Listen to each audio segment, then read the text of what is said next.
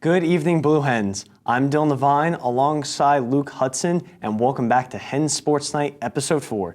In recent sports news, the NBA in-season tournament starts this past Friday. Started the first ever NBA in-season tournament through the next couple of weeks. Stay tuned for Tuesdays and Fridays when group stage games will be played to determine who moves on to the single elimination part of the tournament, which will start December 4th.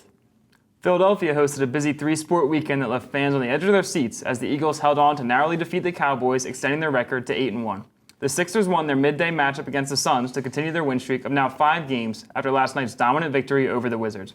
With this victory, star center Joel Embiid broke yet another franchise record by scoring 29 points in a single quarter to accompany a 48-point double-double performance. The Flyers had an up-and-down weekend, beating the Sabres 5-1 on Friday, but losing to the Kings 5-0 on Saturday night.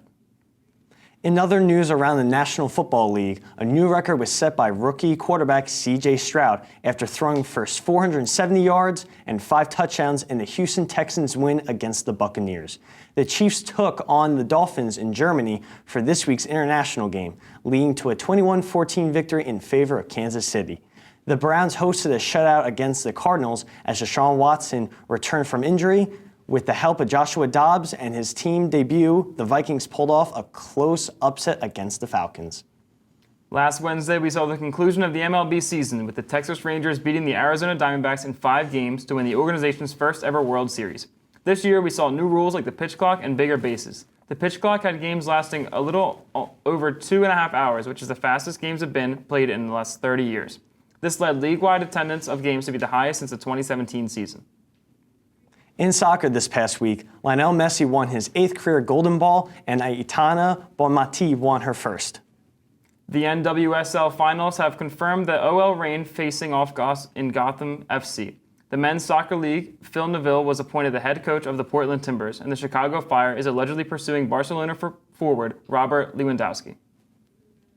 The women's and men's 2023 NCAA soccer tournament begins November 10th.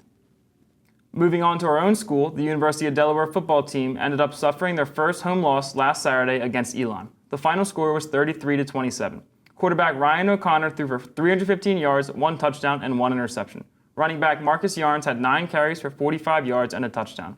Delaware, who has dominated the first half of games, outscoring opponents 172-86 on the year, didn't seem to have the same type of command this week as they found themselves down 20-13 at the half.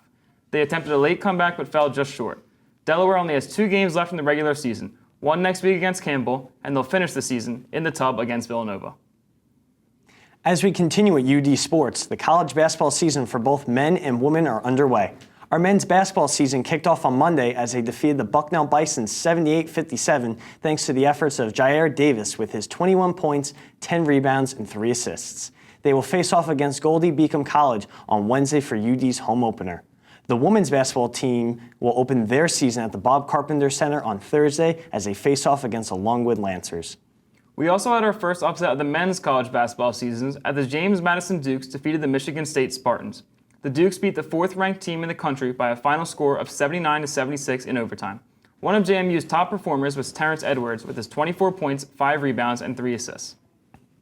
Not only did we witness a men's basketball upset, we also saw a women's basketball upset as well. The 20th-ranked Colorado Buffaloes beat the #1 team in the country, LSU Tigers, by a score of 92-78. LSU's top scorer being Frida Foreman with her 27 points, 5 rebounds, and 5 assists. Last week, our crew created their dream NBA lineups. Now, let's take a look.